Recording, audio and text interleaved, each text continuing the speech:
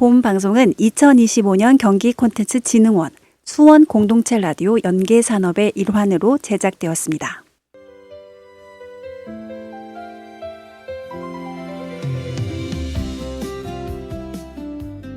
여러분 안녕하세요. 기후행동에 나서기 위해서 시작, 이야기, 사람을 담고 있는 삼도시 팀입니다. 에코 이재현입니다. 안녕하세요. 네, 안녕하세요. 안녕하세요. 언제나 늘 환경에 관심이 진짜 많은 다니입니다. 안녕하세요. 반갑습니다. 청취자 여러분. 지속 가능한 삶을 깊이 있게 이야기 나눌 벨리타입니다. 네, 모두 반갑습니다. 반갑습니다. 모두 어려운 걸음 해주셨네요. 오늘의 주제는 바로 지속가능한 삶의 전환입니다. 요즘 뉴스에서도 기후변화 이야기가 빠지지 않고 나오고 있죠? 이번 방송에서는 조금 더 깊숙이 달아보려고 합니다. 와, 지속 가능한 삶이라고. 제가 딱 그거 듣고 깜짝 놀랐어요. 너무 묵직한 이야기 아닌가? 우리 너무 심각한 이야기 하는 거 아닌가? 좀 걱정이 되더라고요. 걱정하지 마세요. 제목만 심각해요. 기후위기는 어쨌든 우리 일상에 있는 거니까 우리가 늘 하듯이 생활 속에서 이해할 수 있게 쉽게 풀어가 보겠습니다. 맞습니다. 지속 가능한 삶이라고 하면 거창하게 느껴질 수 있는데요. 사실은 우리 일상 속에서 시작할 수 있는 이야기예요. 텀블러 하나 쓰는 것부터 현지 제철 채소를 사는 것까지 모두 연결되어 있거든요. 네, 맞아요. 모든 것이 다 연결되어 있더라고요. 오늘 방송은 좀 거창해 보일 수는 있지만 사실은 소소한 이야기들의 특집이라고 생각하면 될 것 같아요. 딱 저에게 맞는 주제인 것 같습니다. 맞아요. 먼저 세계 각국은 어떻게 변화를 시도하고 있는지 한번 살펴보고 두 번째는 우리가 일상에서 만들 수 있는 기후 우호적인 삶을 이야기해보고 그리고 마지막으로 사회 전체 시스템 변화와 교육의 역할까지 함께 짚어보면 좋을 것 같습니다. 네, 우리가 지금 이 자리에서 할 수 있는 작은 실천이 어떻게 사회적 변화와 연결되는지까지 함께 볼 수 있겠죠? 오, 완전 좋습니다. 그럼 첫 번째 코너, 세계는 지금 어디까지 왔나? 우리 한번 노래 한 곡 듣고 이어가 볼까요? 프리멜로의 너라는 숲 듣고 갈게요.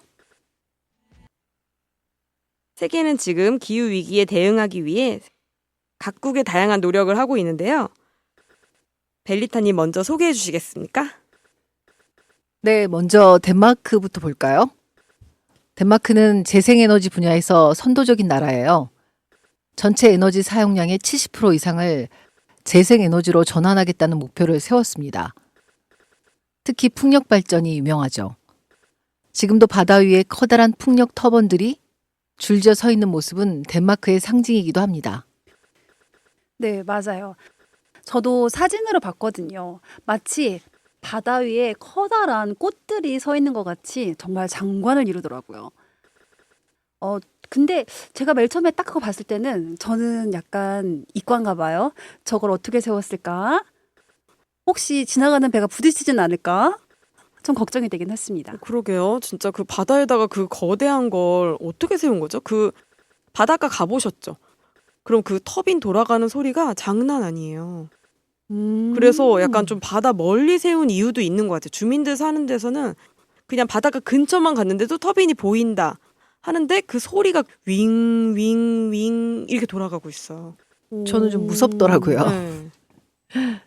아무튼 안전 문제는 철저히 관리합니다. 바닷길과 발전소 위치를 다 고려해서 설치하기 때문에 큰 사고는 없어요. 오히려 어업과 공존할 수 있는 방법을 찾아가고 있다고 하네요. 이게 지금 이 덴마크만의 문제는 아닌 것 같아요. 우리나라도 그렇고 지금 바다는 솔직히 육지 면적이 엄청 넓잖아요. 그래서 전 세계가 지금 그렇게 하고 있는 것 같아요.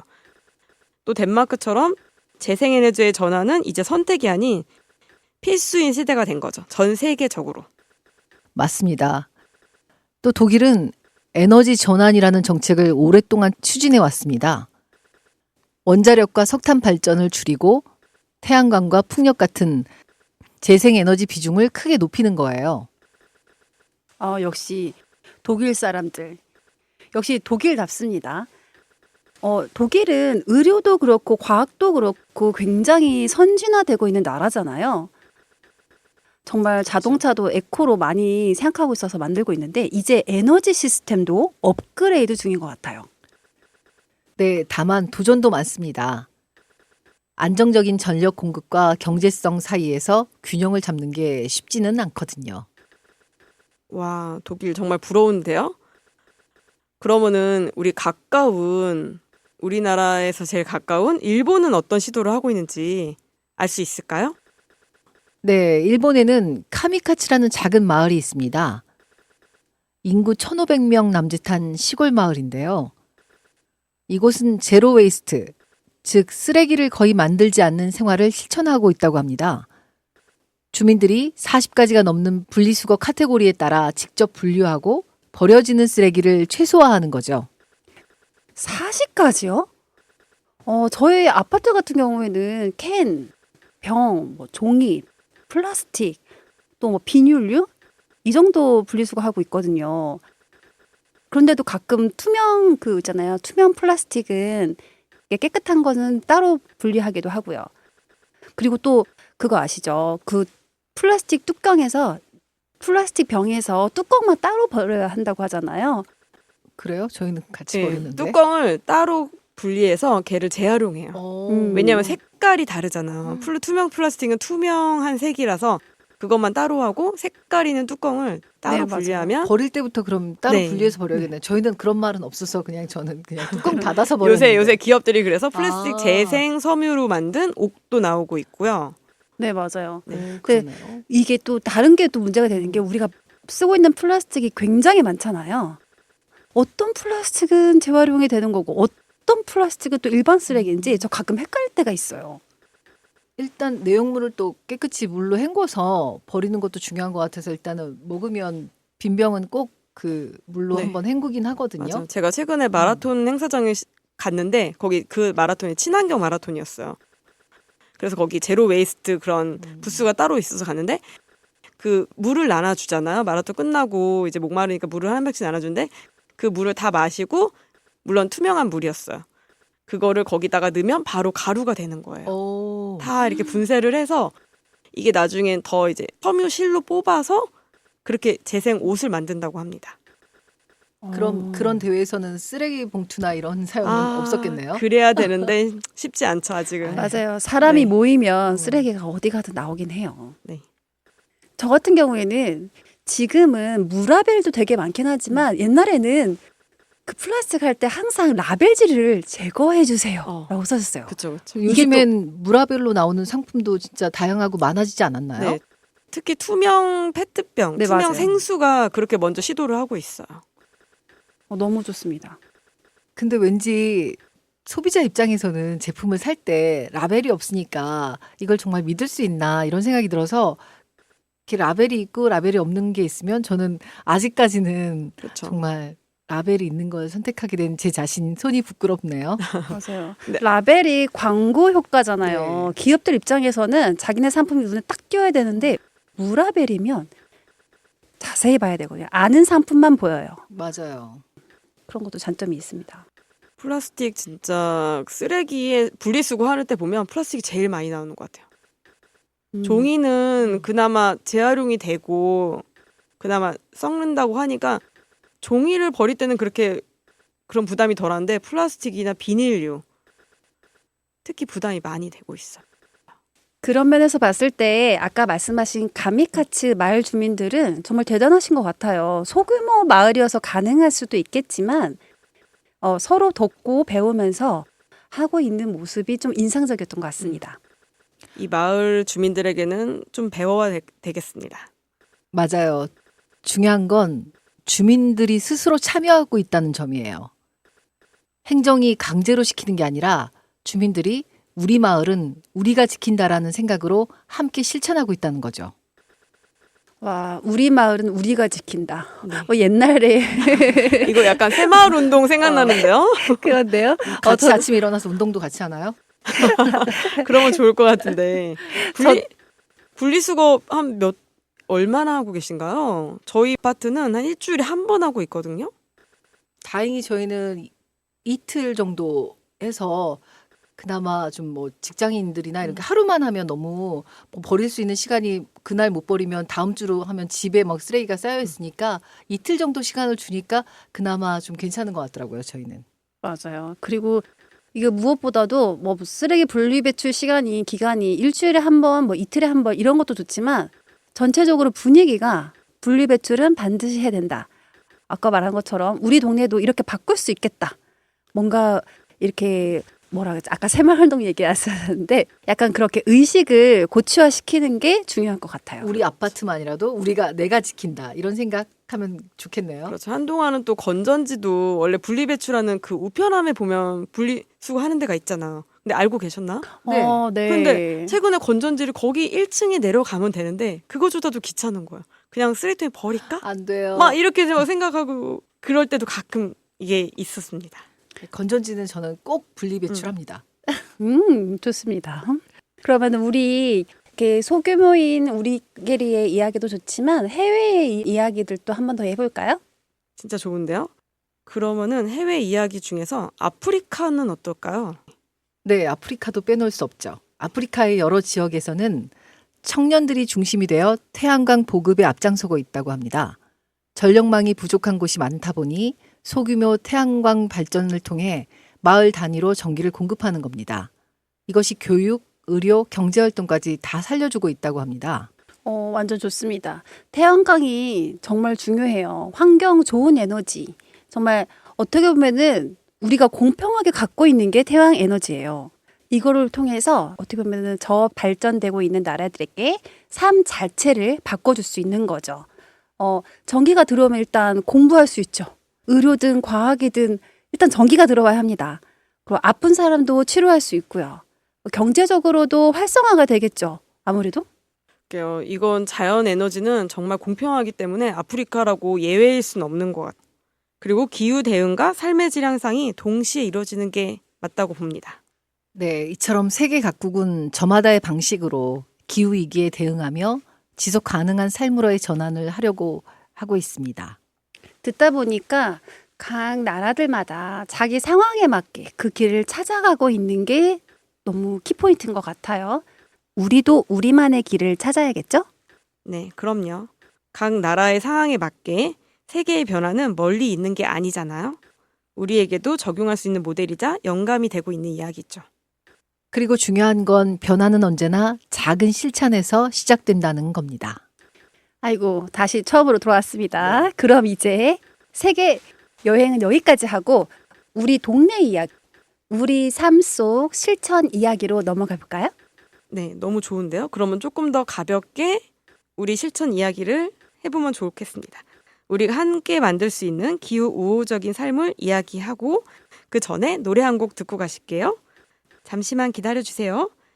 뜻밖의 여정 앨범의 마이 토피아 만들어 가겠습니다. 네, 음악으로 숨을 좀 고르니까 기분이 조금은 가벼워지셨나요? 네, 이제는 우리가 삶 가까이에서 할 수 있는 이야기를 좀 나눠보려고 합니다. 우리가 함께 만들 수 있는 기후 우호적인 삶의 방식은 뭐가 있는지 같이 이야기해 보도록 하죠. 좋습니다. 근데 기후 우호적인 삶 하니까 너무 조금 말이 어렵지요. 우호적 하면은 약간 좋아한다 그 뜻이잖아요. 우리가 너무 이제 고상하게 말하는 게 아니라 현실적으로 와닿을 수 있는 말들을 하려고 해요. 너무 이제 거창하지 않고 약간 좀 너무 타이트하게 막 계획을 짜면은 실천하기가 어렵잖아요. 그러니까 예를 들어서 오늘 저녁에는 뭘 먹어야 돈을 아낄까?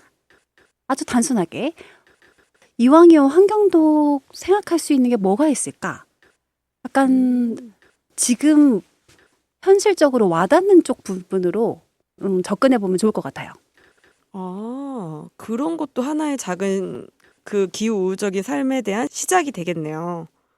작고 현실적인 고민에서 출발하는 거죠. 나 물을 한 병 사더라도 페트병 플라스틱을 살지, 정수기로 받을지 이런 고민부터 시작이겠네요.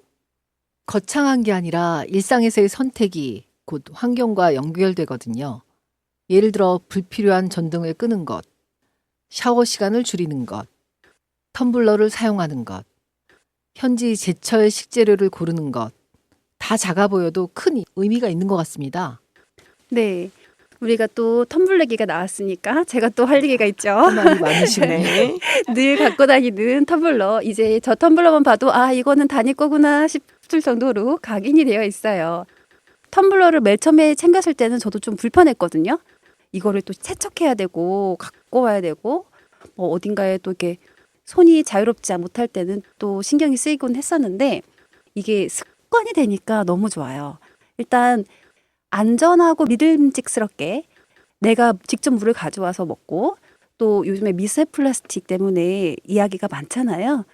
이왕이면 스테인리스에 담아오니까 이거에 대해서는 좀 안전적인 것 같아요. 맞아요. 저희 아들도 학교를 갈 때마다 자꾸 뭘 찾아요. 너 뭐 찾아니까 엄마 내 텀블러 컵 어딨어? 자기 컵을 직접 들고 다니는 거예요. 네, 맞아요. 네, 그래서 그거를 씻어서 거기 정수기는 있으니까 거기서 물을 받아 먹고 한다고 합니다. 건강한 습관이 네. 길러진 것 같습니다. 그러니까 약간 지구를 생각하는 마음, 예쁜 마음이 커지는 것 같습니다. 기억력도 있어야겠어요. 저는 자꾸만 그 놓고 오거나 어디 뭐 텀블러 뭐 또 전화 오거나 밑에 바닥에다가 전화번호를 적어놨어요. 그래서 제가 놓고 오면 또 전화를 하면 받아주시고 얘기를 해주시더라고요. 그래서 꼭 기억력도 좋아야지 텀블러를 맞아. 네. 그리고 네. 저는 달리기 행사장 달리기 이번엔 산을 뛰러 가는데 거기 준비물에 컵이 있어요. 개인용 컵. 네. 좋네요. 종이컵을 사용 안 하고 개인용 컵에다가 이제 따로 마실 수 있게 컵을 무조건 필수 준비물로 있습니다. 이런 게 점점 예전에는 약간 특별한 이벤트 같았다면은 이게 나중에는 당연한 것 같은 부문으로 됐으면 좋겠어요. 그런 날이 빨리 오겠죠?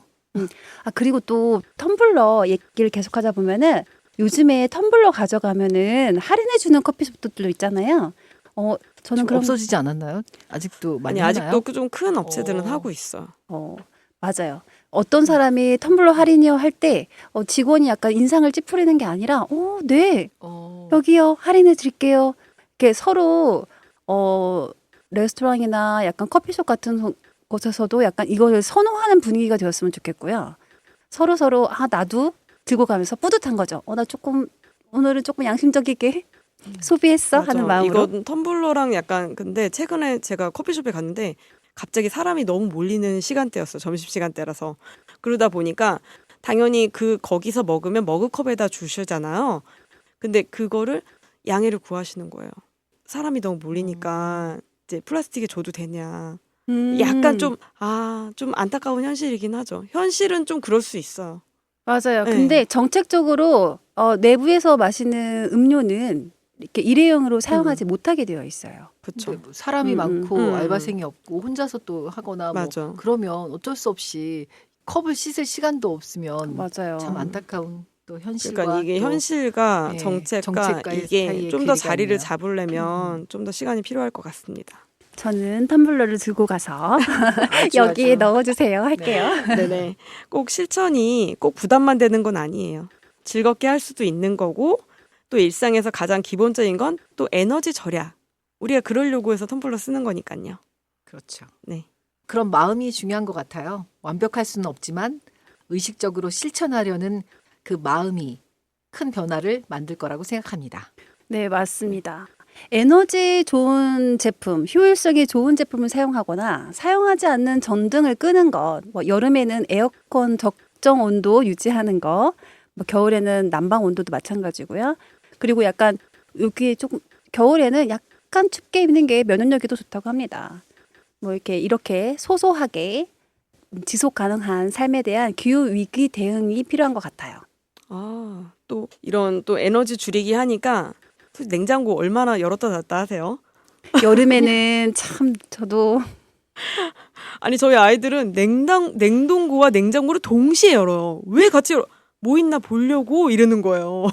냉동고에도 맛있는 걸 많이 그렇죠, 넣어놓으시나 그렇죠. 보죠? 아이스크림? 그래서 이럴 때 좀 닫고 봤으면 좋겠는데. 맞아요. 네. 그래서 어떤 집은 이렇게 뭐 최신형 냉장고는 안에 보이게 하는 경우도 있고요. 그렇지 않더라도 이렇게 간략하게 메모를 해서 어디에 뭐 있다 이렇게 써놓으면은 그런 습관도 좋을 것 같아요. 너무 좋은 습관인데 실천하기는 참 어려워요. 어려울 것 같네요. 글씨 이쁘게 안 써도 돼요. 저는 오히려 냉장고 앞에 그게 써 있어요. 다음에 뭐 사야 될 것. 그걸 그것도 적어 나쁘지 놓으면 않네요. 맞다 이게 떨어졌다는 거구나. 꼭 이거 다음에 꼭 장 볼 때 사야겠다. 이러고. 뭘 할 때마다 냉장고를 열어서 무엇이 있나를 관찰하는 저는 반성하고 있겠습니다. 아, 그리고 저 같은 경우는 그것도 있어요. 밥솥. 의외로 밥솥이 전기를 많이 써요. 오. 그래서 밥을 할 때 아예 밥을 한번 하고 꺼놓는 게 낫대요. 근데 저는 보온으로 하는 게 항상 더 밥을 낫대요. 퍼서 뭐 이렇게 냉장고나 저도 냉동칸에 냉장고에 얼려놓습니다. 넣습니다. 네. 보온을 뭐 색깔이 누래지잖아요. 아무리 맞아요. 좋은 밥통도. 그래서 오랫동안 보온을 하진 않습니다. 밥맛도 없어요. 맞아요, 그러면. 맞아요. 이런 소비 전력을 줄이는 게 중요한 것 같아요. 저는 그래서 전자레인지 킬 때 그 옆에다가 멀티탭을 놔두고 전자레인지 킬 때 걔를 끼고 그것도 좋은 방법이네요. 그것도 은근 대기 전력이 많이 음. 나가거든요. 저는 항상 켜놨는데 전자레인지는 자주 사용하니까 저도 그렇죠. 멀티탭으로 바꿔봐야겠네요. 좋을 것 같은데요, 그럼요? 네, 우리 알겠습니다. 어른들이 이런 걸 먼저 실천하면 아이들도 많이 따라할 것 같아요. 보고 배우는 거 굉장히 중요하니까 부모가 네네. 또 그렇게 실천을 뭐 절약을 하면 아이들도 또 그렇게 그렇죠. 가겠죠. 그리고 우리 다음으로 그럼 좀 더 절약하는 이야기 더 이어가 볼까요? 네. 절약하면 어떤 절약이 있을까요? 물론 제일 중요한 돈 절약도 있지만 돈은 어디서부터 에너지. 나오나요? 모든 자원이 돈이 아닐까요? 맞습니다. 네네. 대표적인 게 또 요즘에 물 에너지가 있지요. 우리 양치할 때 컵 사용하지 않는 분들 굉장히 많아요. 많아. 샤워할 때도 그냥 틀어놓고만 계속 네. 있는 분들도 많고, 사실 물은 어떻게 보면은 이게 회전이잖아요. 돌고 돌아서 다시 오는 건데, 어딘가에서 많이 사용하게 되면 어딘가는 부족한 현상이 발생돼요. 이 물을 그쪽으로 옮기려면 그만큼의 또 에너지가 소비되거든요. 예를 들어서 아까 말한 것처럼 양치컵. 전 사실 오른쪽 손이 다쳐가지고 오른쪽 손을 다치는 계기로 인해서 양치컵을 사용하고 있는데요. 이렇게 물을 좀 적게 쓰고 하면은 연간 수천 리터가 절약된다고 생각할 수 있어요. 그 헬스장 같은 데 가면 샤워기가 저희는 그냥 집에서 그냥 틀고서 계속 머리 감을 때도 그냥 틀어져 있잖아요. 근데 거기는 이제 한번 누르는 시스템이거든요. 누르면 딱 한 1분 정도 있으면 자동으로 꺼져요. 다시 또 눌러야지만 되니까 그것도 은근 절수에 도움이 되는 것 같아요. 전 맨 처음에 그거 사용할 때 참 난감했습니다. 이거 몇 초에 꺼지는지 감이 안 와가지고. 땡기면 다시 꺼집니다. 좋습니다. 그리고 저는 약간의 고백을 하자면 샤워할 때 노래를 부르면서 하거든요. 근데 노래를 부르다 보면 한 곡 두 곡 막 그 물 쐬는 게 너무 좋아서 한 노래 한 두세 곡 계속 나오는 것 같아요. 맞아요. 저희 애들도 음악 들으면서 샤워하거든요.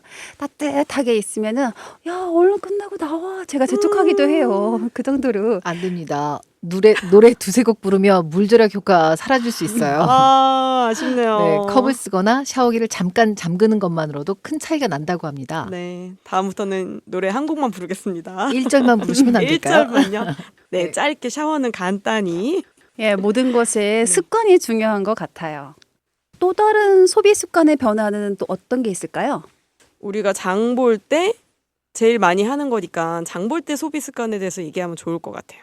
네, 현지 제철 식재료를 구입하는 건 탄소 발자국을 줄이는데 큰 효과가 있다고 합니다. 멀리서 수입되는 식재료는 운송 과정에서 많은 온실가스를 배출하거든요. 그럼 주로 어떤 걸 구입하시나요? 그래야지 좀 탄소 발자국을 줄일 수 있는 거죠? 다니님 어떤 거 사세요? 제철 요새. 식품? 네. 일단 제철 식품이 가장 싸고요. 국내산 중에서도 제철 식품이 싸고요. 저는 요즘에 직거래로 많이 하고 있어요. 요즘에. 직거래로? 네. 농산물 그 농부에게 직접 사시는 거예요? 그렇죠. 누구누구 씨, 누구누구 네, 막 이런 거. 그러면 그거 훨씬 더 신선하고 또 질 좋은 제품을 싸게도 구입할 수 있겠네요. 그렇죠. 이게 단점이 양이 조금 많아요. 그러니까 왜냐하면 참 택배비가 아쉽습니다. 있으니까. 그래서 저는 제가 받아서 큰언니, 작은언니, 엄마 이렇게 같이 나누죠. 네, 좋겠네요. 같이 나눌 수 있으면. 좋습니다. 그리고 또 요즘에 제철 시장, 그러니까 제철 채소 같은 경우에는 시장에 가서 보면 보여요. 딱 가격 보면 보이거든요. 이게 지구에서 이게 좋은 선택이 될 수 있겠구나. 생산자에게도 좋고요. 소비자에게도 좋은 거죠. 제가 어디서 봤는데 제철 음식 달력도 있더라고요.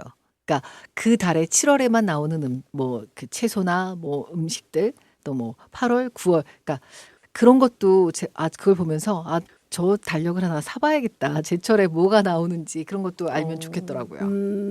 맞아요. 그냥 그럼 마트 가서 아니 그런 거 말고 장 볼 때 뭔가 이렇게 제철에 그런 음식을 먹으면 더 영양분도 더 그때 좋기 때문에 건강에도 더 좋다고 하더라고요. 제철 음식을 먹는 게. 마트 좋습니다. 가면 가격에서 딱 보여요. 제철 음식은 그나마 싸요? 좀 가격이 저렴해요. 그렇죠. 네, 그래서 늘 나오는 거는 이게 시세 물가가 약간 있거든요. 사과나 이런 거는 보면 그때그때 또 달라요. 근데 토마토가 요새 또 엄청 비싸게 올랐잖아요. 오이도 다시 오르고 네, 있습니다. 오이도 다시 오르고 그리고 또 이제 또 연휴가 다가오니까 네, 또 다 이런 것들이 또 오르고 있습니다. 상추도 오르고 있습니다. 네, 맞아요. 이거는 계절적인 영향을 타기 때문에 어쩔 수 없는 것 같아요. 여기서 제가 일화를 얘기하자 보면 네. 우리 애들 같은 경우에는 진짜 아보카도, 딸기 한겨울도 아닌데 딸기 먹고 싶다. 입이 고급이네요. 망고 비싼 먹고 것만 싶다. 막 망고는 무슨 망고가 먹고 싶다. 망고 나한테 현지를 얘기할 가 때- 현지를 가. 애플망고 뭐 이런. 나한테 얘기할 때 보면은 아들아, 딸아, 이게 얼마나 좋아하니? 막 걔는 비행기 타고 와야 된다. 물 건너와야 된다. 요즘에 어린 아이들이 제철 음식을 모른대요. 마트에 가잖아요.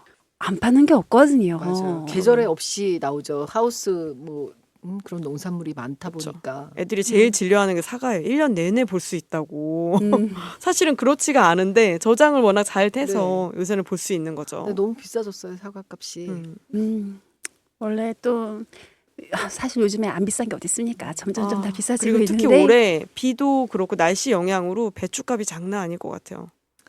김장할 때 갑자기 진짜 또 김장이 걱정이 됩니다. 와 걱정하셔야 됩니다. 올해 큰일입니다.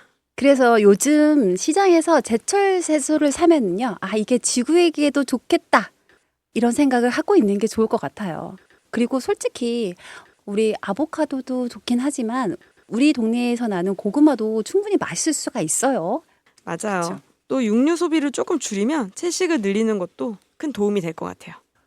그리고 또 일주일에 하루 정도만 고기 없는 날을 실천해도 환경에는 큰 변화가 있어요. 괜찮으시겠어요? 고기 좋아하시잖아요. 저는 뭐 하루 정도는 참을 수 있습니다. 요즘에 아이들이 다들 고기 반찬이 없으면 반찬이 없다고 생각하는 사람도 애기들도 있어요. 근데 사실 고기 반찬보다도 더 맛있는 반찬 많거든요. 채소도 이왕이 고기 반찬을 먹을 거면 고기 요만큼의 채소 많이. 네. 그래서 너도 고기 반찬은 먹긴 먹었어. 하는 느낌이 좋을 것 같아요. 아주 좋은 시작인데요. 그렇게 되면은 올해 몸이 좋으신들 보면은 좋은 분들 보면 의외로 채식주의자가 많아요. 고기를 좀 적게 먹어도 몸이 충분히 건강할 수 있는 거죠. 그리고 완벽하지 않아도 줄일 수 있는 거가 어딥니까? 개인의 실천을 넘어 지역 공동 차원에서 서로 다 같이 움직이면 좋을 것 같아요. 네. 그리고 또 다른 또 사례를 들어주신다면 어떤 게 있을까요? 대표적으로 대전의 미호동이라고 있는데요. 거기는 에너지 전환 마을로 알려져 있습니다. 주민들이 모여서 태양광 발전기를 설치하고 스스로 에너지를 생산하고 있다고 합니다. 대전의 미호동이요. 나 대전 많이 가봤는데 그런 동네가 있었구나. 진짜 마을이 직접 전기를 만든다고요? 그럼 전기세도 줄어들고 좀 좋겠는데요? 일석이조인데요? 와, 좋은 실천 사례네요. 네. 또 그리고- 충남 홍동면은 친환경 농업으로도 유명하다고 합니다. 화학 비료나 농약을 최소화하고 자연과 조화를 이루는 농업을 하는 거죠. 그래서 이 지역에서는 건강한 먹거리가 나오고 지역 경제도 살아난다고 합니다. 와, 농업에서부터 실천을 하면은 저희에게 좋은 먹거리가 오기 때문에 더 좋은 사례인 것 같아요. 맞아요. 농약을 사용하지 않고 이렇게 채소를 기르다 보면은 사실 어떻게 보면 수확량이 확 줄어들거든요. 근데 요즘에 다들 건강에 관심이 많으셔서 무농약, 유기농이다 하면은 가격을 많이 받아도 그만큼의 가치 투자를 하더라고요. 그래서 왜- 지역 경제도 발전되고 좋은 것 같아요. 좋은 것 같습니다. 그리고 또 저 근처에는 성남에서는 자원 순환 가게라는 것도 들었어요. 네. 그게 사람들이 집에서 안 쓰는 물건을 가져오면 필요한 사람과 교환하거나 다시 판매하는 시스템이라고 합니다. 그냥 버려지는 물건이 새로운 가치를 얻는 거죠. 그러면은 우리 남편도 애용하고 있는 그 주황색 주황색 마켓. 오프라인 버전 같은데요? 네, 맞아요. 그것도 순환 경제의 한 모습이긴 하죠. 그러네요. 결국 개인의 작은 실천이 모여서 지역 공동체의 변화를 만들고 또 나아가 사회 전체의 흐름까지 바꿀 수 있다는 얘기네요. 네, 그렇습니다. 그래서 우리가 사는 동네에서부터 변화가 시작될 수 있다는 점이 중요한 거예요. 좋습니다. 오늘 방송 듣고 있는 청취자분들도 내가 사는 곳에서는 또 어떤 걸 할 수 있을까 한 번쯤 생각해 볼 수 있는 시간이 되었으면 좋겠네요. 네, 잠시 쉬어가는 타임에서 노래 한 곡 듣고 가겠습니다. 이찬혁의 멸종 위기 사랑. 네, 노래 잘 듣고 오셨습니다. 지금까지는 개인의 실천과 지역 공동체의 사례를 나눴다면 이제는 조금 더 큰 그림을 이야기 보려고 합니다. 바로 사회 시스템과 교육, 그리고 미래 세대 이야기예요. 네, 맞아요. 개인적으로 소소하게 노력하는 것도 너무나도 중요하지만, 그리고 또 마을적인 차원에서 얘기하는 것도 너무 중요하지만, 이것보다는 근본적인 게 필요해요. 큰 사회 시스템이 변해야 이걸 우리가 따라가잖아요, 사실. 우리가 더 편하게 실천할 수 있는 방법이 될 것 같아요. 사실 개인의 힘만으로는 한계가 있는 것 같아요. 우리가 아무리 분리수거를 한다 해도 그거를 모은 거를 다시 합쳐서 그냥 쓰레기장으로 매입한다면 아무 의미가 없는 것처럼요. 그래서 제도와 정책, 교육이 뒷받침되어야 할 것 같습니다. 네, 기후위기는 구조적인 문제이기도 합니다. 에너지, 교통, 산업, 교육까지 모두가 연결되어 있거든요.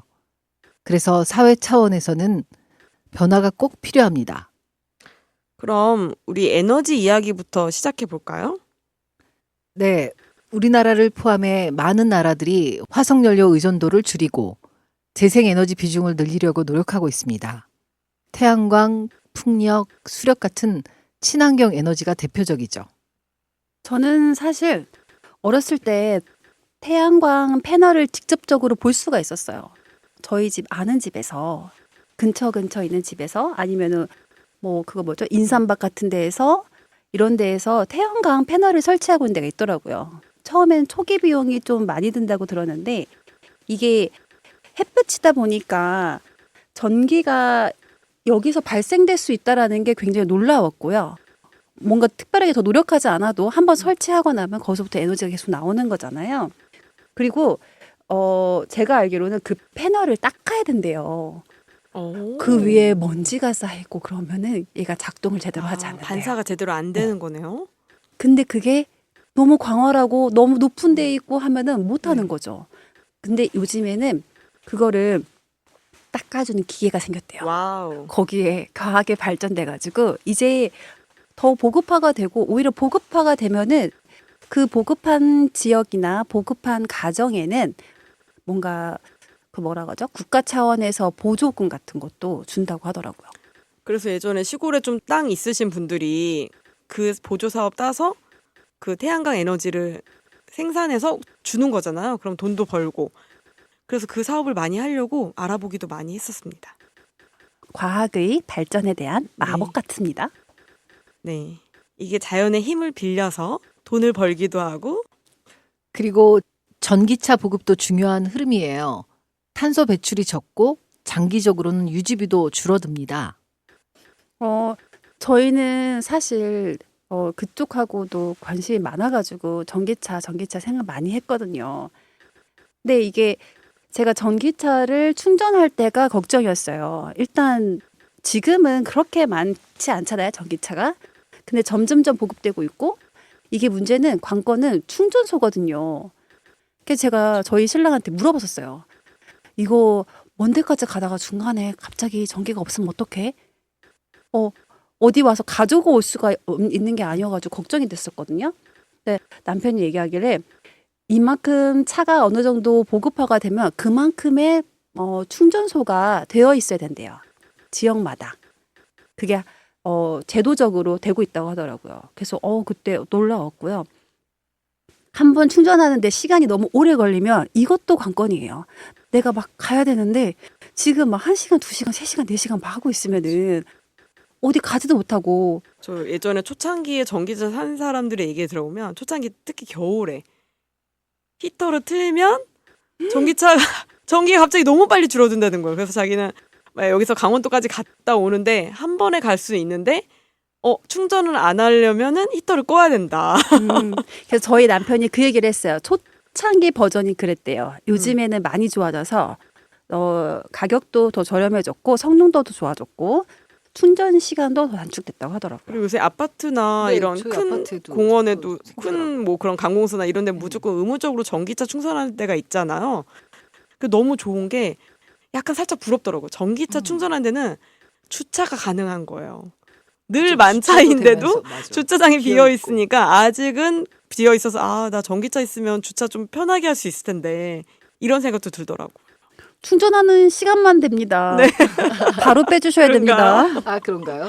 저희 아파트에 갑자기 5개 그냥 주차장이었는데 뭘 이렇게 공사를 공사를 하더니 하더니 그 전기차 그 주차장으로 만들더라고요. 충전 주차장으로. 그래서 전기차 근데도 많이 아직 비어 있는 거 보니까 저희 아파트에는 전기차 가지신 분이 뭐 빨리빨리 진짜 충전하고 비워주는지 자리가 많이 비어 있긴 하더라고요. 경쟁력 있습니다. 네. 저는 전기차 사실은 예약해 놨었거든요.